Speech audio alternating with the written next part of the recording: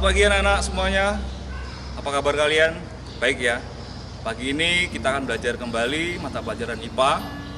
Dan untuk temanya hari ini adalah tentang organ pencernaan. Kita akan belajar tentang sistem organ pencernaan manusia, kemudian makanan-makanan yang bergizi, dan organ pencernaan hewan. Sudah siap anak-anak dalam belajar? Yuk kita siapkan buku dan peralatan kita untuk belajar. Bab 3 organ pencernaan. Setelah mempelajari organ pencernaan pada bab ini, harapannya adalah kalian dapat memahami beberapa hal sebagai berikut. Yang pertama, kalian akan mampu menjelaskan organ pencernaan manusia dan hewan beserta dengan fungsinya. Yang kedua, kalian mampu menjelaskan macam-macam penyakit pada organ pencernaan. Yang ketiga, kalian dapat menjelaskan cara memelihara kesehatan organ pencernaan. Yang keempat, diharapkan kalian mampu menjelaskan zat gizi yang dibutuhkan oleh tubuh.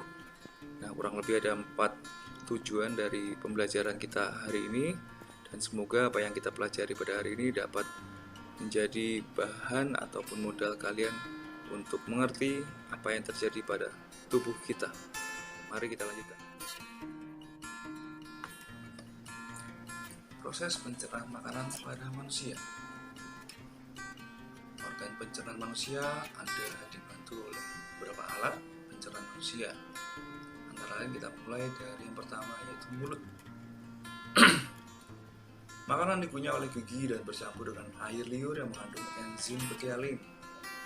Mulut adalah tempat masuknya makanan ke saluran pencernaan. Di mulut terdapat gigi yang berfungsi untuk menghancurkan makanan. Proses penghancuran makanan oleh gigi ini disebut dengan proses pencernaan mekanis. Sedangkan kalau sudah dibantu oleh enzim, disebut dengan pencernaan secara kimiawi. Lidah berfungsi sebagai organ pengencap dan membantu menelan makanan sehingga terjadi gerakan peristaltik dari mulut menuju ke kerongkongan atau esofagus. Kemudian bolus akan sampailah di lambung. Di lambung, makanan mengalami pencernaan mekanis oleh otot-otot lambung. Jadi dinding-dindingnya seperti yang tampak pada gambar atau layar atau video ini, ada otot lambung yang mencerna makanan secara mekanis, dibantu juga oleh enzim atau pencernaan secara kimiawi, yaitu enzim pepsin dan renin, serta asam lambung atau klorida. Enzim pepsin berfungsi memecah protein menjadi pepton, sedangkan asam lambung atau asam klorida berfungsi membunuh kuman dan mengasamkan makanan.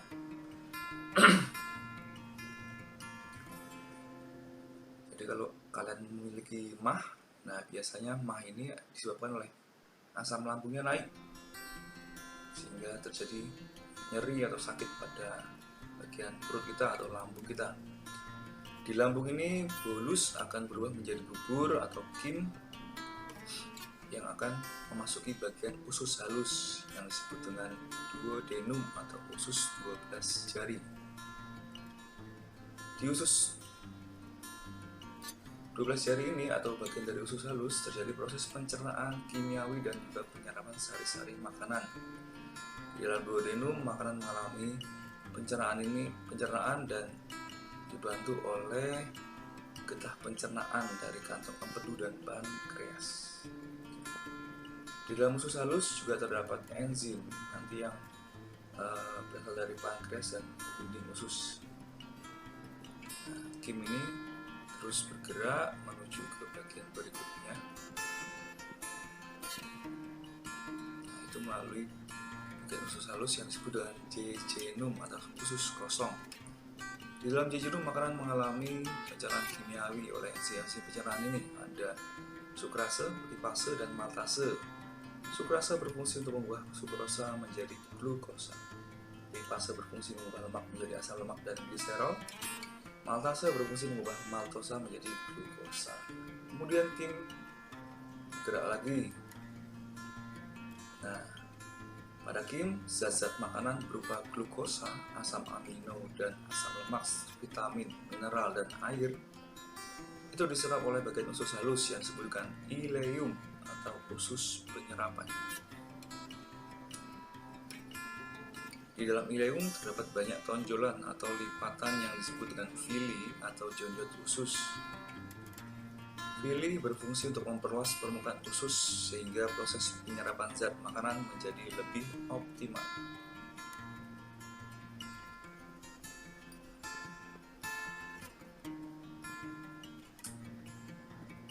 Kim bergerak lagi ke bagian alat pencernaan berikutnya, yaitu usus besar. Pada usus besar terjadi penyerapan air dan garam mineral sehingga sisa makanan yang tadi berbentuk kim akan berubah menjadi lebih padat atau disebut dengan feses. Nah, di usus besar atau di kolon, sisa pencernaan atau ampas ini yang tidak tercerna akan masuk ke bagian rektum. Nah, di rektum ini feses akan siap untuk dikeluarkan oleh tubuh melalui anus. Nah, rektum akan bergerak, kita akan mules. Kalau sudah sampai di rektum kita akan mules terus, atau ada gejala lain yaitu buang gas. Nah, kemudian rektum akan menyalurkan lagi ke anus untuk dibuang dari dalam tubuh kita. Gangguan pada organ pencernaan manusia. Nah, tadi sudah mention sedikit. Yang pertama adalah sakit mah, yaitu meningkatnya asam lambung sehingga menimbulkan perih dan mual. Penyakit mah ini disebabkan oleh asam lambung yang naik sehingga menimbulkan perih dan mual ini. Penyakit ini biasanya disebabkan oleh stres atau pola makan yang tidak teratur. Yang kedua ada sembelit atau konstipasi. Sembelit adalah sulit buang air besar. Ketika sembelit, orang akan kesulitan untuk buang air besar. Sembelit ini disebabkan oleh kebiasaan kita yang suka menahan buang air besar sehingga feses atau ampas dari makanan dalam tubuh kita yang sudah dicerna itu menjadi keras. Oleh karena itu, agar buang air bisa lancar atau buang air besar menjadi lebih lancar, maka makanlah makanan yang berserat serta minumlah paling sedikit 8 gelas per hari, atau kalau kita bisa hitung 8 gelas itu setara dengan 2 liter air. Dan yang ketiga, diare. Diare merupakan gangguan pada saluran pencernaan dengan gejala buang air besar yang terlalu sering atau kita sedikit mules. Dengan fesesnya itu cirinya yaitu cair. Diare biasanya disebabkan oleh kuman yang masuk bersama makanan. Ketika diare, dianjurkan untuk minum cairan oralik agar tubuh tidak kekurangan cairan atau dehidrasi. Maka anak harus juga memelihara kesehatan organ tubuh, khususnya organ pencernaan ini. Bagaimana caranya? Mari kita simak. Upaya memelihara organ pencernaan manusia kita bisa lakukan dengan hal-hal sebagai berikut, yaitu makan secara teratur dan minum paling sedikit 8 gelas air sehari. Kemudian makanlah makanan yang bergizi seimbang. Papa Mama pasti di rumah sudah menyiapkan makanan yang baik atau bagus dan seimbang gizinya. Maka kita harus syukur dan terima kasih atas usaha dari orang tua kita yang sudah bekerja keras menyiapkan makanan setiap hari. Kemudian yang ketiga, mencuci tangan dengan sabun wajib sebelum dan sesudah makanan, terutama pada kondisi pandemi seperti ini. Kita harus sering-sering mencuci tangan agar kuman, bakteri ataupun virus tidak bisa masuk ke dalam tubuh kita. Berikutnya yaitu hindari jajan sembarangan. Nah, tadi kalau kita kena diare, biasanya makanan yang kita makan ini terkontaminasi oleh bakteri, maka jangan jajan sembarangan. Itu adalah upaya memelihara organ-organ pencernaan. Kita biasakan untuk hidup sehat. Oke anak-anak, makanan bergizi. Makanan bergizi adalah makanan yang mengandung zat-zat yang dibutuhkan oleh tubuh, seperti zat tenaga, yaitu karbohidrat, lemak, dan protein. Zat pembangun, protein, serta zat pengatur, berasal dari vitamin, mineral, dan air. Kita bahas yang pertama. Karbohidrat itu adalah sumber energi utama bagi tubuh. Karbohidrat terdapat berupa zat tepung atau amilum yang terkandung dalam nasi, gandum, mie-mian. Kalau di gambar kita bisa ada jagung, ada roti, ada kentang, ada nasi. Nah, itu sumber dari karbohidrat. Karbohidrat juga dapat berbentuk zat gula yang rasanya manis. Yang kedua, protein. Protein merupakan zat pembangun tubuh karena berfungsi membentuk sel-sel tubuh dan memperbaiki sel tubuh yang rusak. Protein dapat berasal dari hewan atau disebut dengan protein hewani. Juga bisa berasal dari tumbuhan yang disebut dengan protein nabati. Ada ikan, ada daging, telur, susu, dan keju. Ini termasuk sumber protein hewani. Kalau tempe dan tahu itu sumber protein nabati.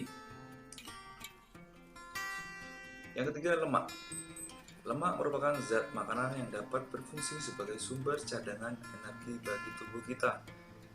Tidak sebanyak karbohidrat, ini kita perlukan dalam jumlah yang tidak terlalu banyak karena hanya sebagai cadangan energi. Lemak juga berfungsi sebagai pelarut vitamin A, D, E, dan K, serta melindungi organ tubuh. Kelebihan lemak dalam tubuh dapat menyebabkan kegemukan. Nah, ini hati-hati, jangan terlalu banyak mengkonsumsi makanan yang banyak mengandung lemak. Misalkan daging, itu jangan terlalu banyak, atau apalagi bagian gajah, itu banyak menyimpan lemak sehingga nanti badan kita menjadi gemuk. Yang keempat, vitamin. Vitamin yang dibutuhkan oleh tubuh yaitu vitamin A, B, C, E, dan K. Buah dan sayuran merupakan makanan yang banyak mengandung vitamin. Vitamin penting bagi tubuh. Jika tubuh kekurangan vitamin, maka kerja tubuh dapat terganggu. Maka anak-anak yang tidak suka makan sayur dan buah, coba sekarang dicek buah apa yang tidak kamu sukai, mengandung apa gizinya.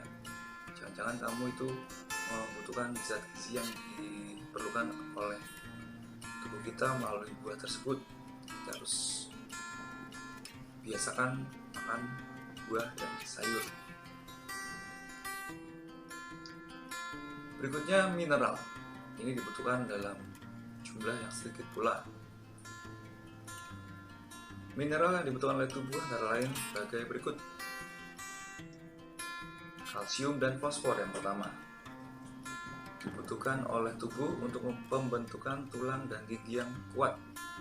Susu dan keju banyak mengandung kalsium dan fosfor. Yang kedua, zat besi. Zat besi dibutuhkan tubuh untuk pembentukan hemoglobin, yaitu zat yang mengikat oksigen dalam darah.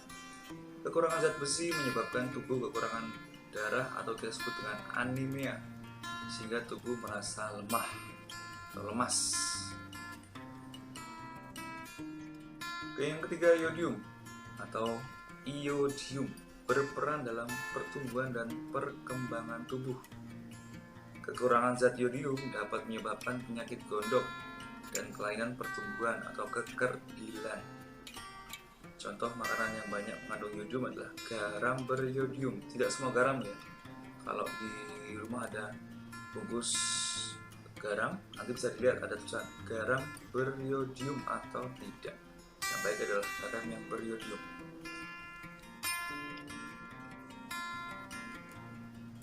Ada pula air. Air atau pelarut zat makanan. Air juga berperan dalam menjaga tubuh kita atau suhunya atau suhu tubuh kita dan melancarkan pencernaan. Dalam sehari kita dianjurkan untuk meminum air sebanyak 2-2,5 liter atau setara dengan 8-10 gelas. Setiap hari manusia akan kehilangan cairan tubuh melalui pernafasan, urin, dan feses. Untuk menggantikannya, maka cairan yang hilang itu maka kamu harus minum. Tadi Pak Tonton sampaikan yaitu 8-10 gelas per hari. Air adalah zat yang sangat penting untuk kesehatan tubuh. Pada bayi dibutuhkan sekitar air 80%, anak-anak dan dewasa 60%, serta usia lanjut membutuhkan 50% dari berat badan kita. Tubuh yang kekurangan air dapat mengakibatkan menurunnya konsentrasi. Maka ada slogan di sebuah iklan air mineral itu ya, kalau nggak minum jangan lupa minum air. Kalian tahu iklan apa? Nah, bisa juga menyebabkan kulit menjadi kering dan kusam, infeksi kandung kemih, dan gangguan fungsi ginjal. Maka air itu sangat penting bagi tubuh kita. Kamu harus banyak-banyak mengkonsumsi air, bukan air yang berwarna seperti sirup atau boba atau milkshake dan sebagainya. Banyaklah mengkonsumsi air mineral. Oke, kita lanjut. Pedoman gizi seimbang. Pedoman gizi seimbang ini memperhatikan 4 hal. Di bagian kanan ada gambar seperti tumpeng. Ini bukan tumpeng, tapi ini adalah pedoman gizi seimbang. Prinsipnya yang pertama adalah variasi makanan. Yang kedua, pentingnya pola hidup bersih. Yang ketiga, pentingnya pola hidup aktif dan olahraga. Serta yang keempat, memantau berat badan ideal. Nah, 4 prinsip inilah yang ada dalam gambar. Pedoman gizi seimbang digambarkan dalam bentuk tumpeng ini dan nampannya, ada tumpeng dan nampannya. Disebut dengan tumpeng gizi seimbang atau kita sebut atau disingkatlah dengan istilah TGS, yang membantu setiap orang untuk memilih makanan dengan jenis dan jumlah yang tepat sesuai dengan berbagai kebutuhan menurut usia dan keadaan kesehatan.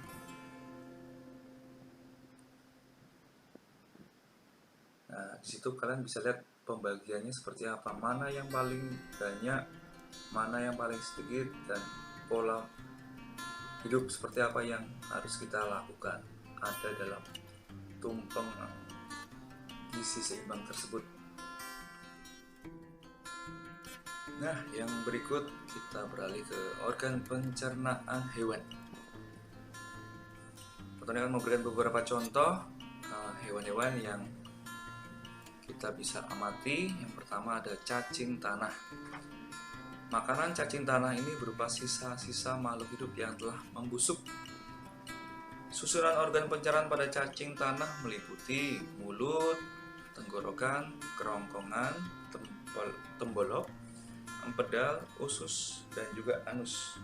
Jadi kurang lebih makanan organ pencernaan hewan ini kurang lebih sama seperti manusia.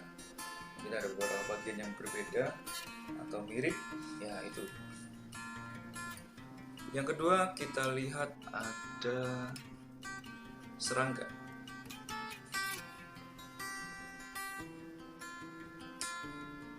Salah satu contohnya di gambar ini ada belalang.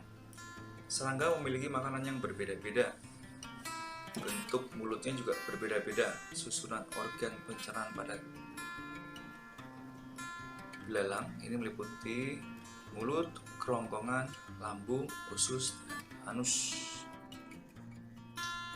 Yang ketiga ikan. Kalau di gambar mungkin ini adalah ikan mas. Saluran pencernaannya terdiri dari mulut, kerongkongan, lambung, usus, dan anus. Kelenjar pencernaan ikan terdiri dari hati dan kantong empedu. Kelenjar pencernaan tersebut berguna untuk menghasilkan enzim-enzim pencernaan. Enzim pencernaan yang dihasilkan oleh ikan karnivor atau makan daging berbeda dengan ikan herbivor atau makan tumbuhan.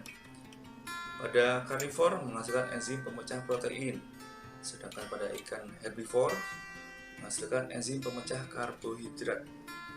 Itu jadi ada dua ikan jenisnya, yaitu karnivora dan herbivora. Yang keempat, amfibi. Kita ambil contoh yaitu katak.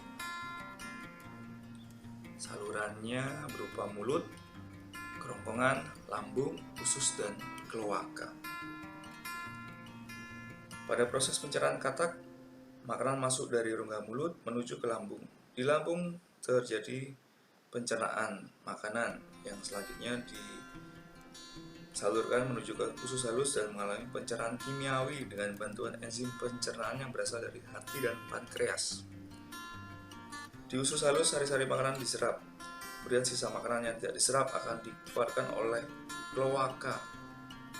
Kloaka ini adalah saluran feses juga sekaligus saluran urin dan reproduksi yang menjadi satu, itu kloaka. Lanjut, reptilia. Contohnya ini di gambar ada buaya. Saluran pencernaan buaya terdiri dari mulut, kerongkongan, lambung, usus, dan kloaka. Kelenjar pencernaan buaya terdiri hati dan pankreas. Nah, ini berarti. Yang keenam, burung atau aves. Tapi kita beri contoh, ini gambarnya gambar ayam.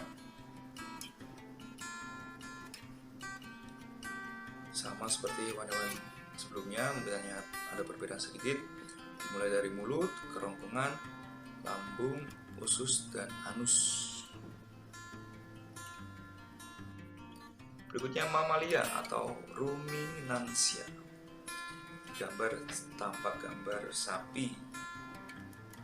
Sapi memiliki gigi geraham yang besar, terutama pada bagian belakangnya untuk mengunyah rerumputan. Dari mulut, makanan akan masuk ke lambung. Lambung sapi ini terdiri dari 4 bagian. Ada rumen atau perut besar, kemudian retikulum atau perut jala, omasum, perut kita, dan abomasum, perut masam. Masing-masing bagian lambung ini mempunyai fungsi.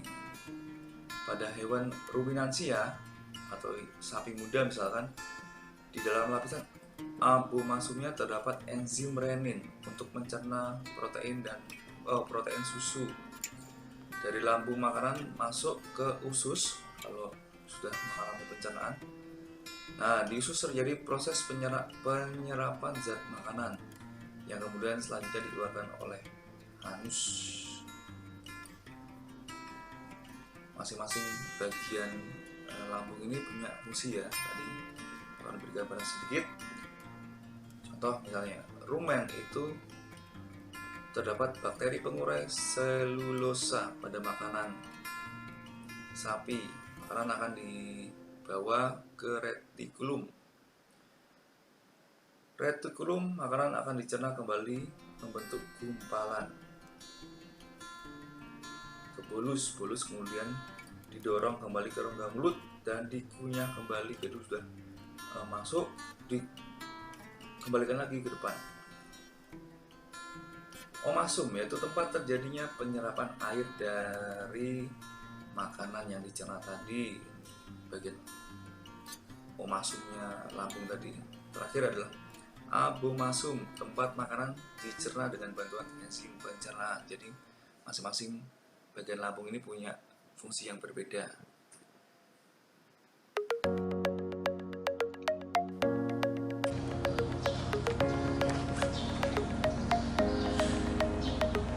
Oke, sekian untuk pelajaran kita hari ini anak-anak. Kita akan lanjutkan lagi pelajaran pada minggu depan. Semoga apa yang sudah kita pelajari hari ini dapat bermanfaat. Jaga kesehatan selalu dan tetap semangat.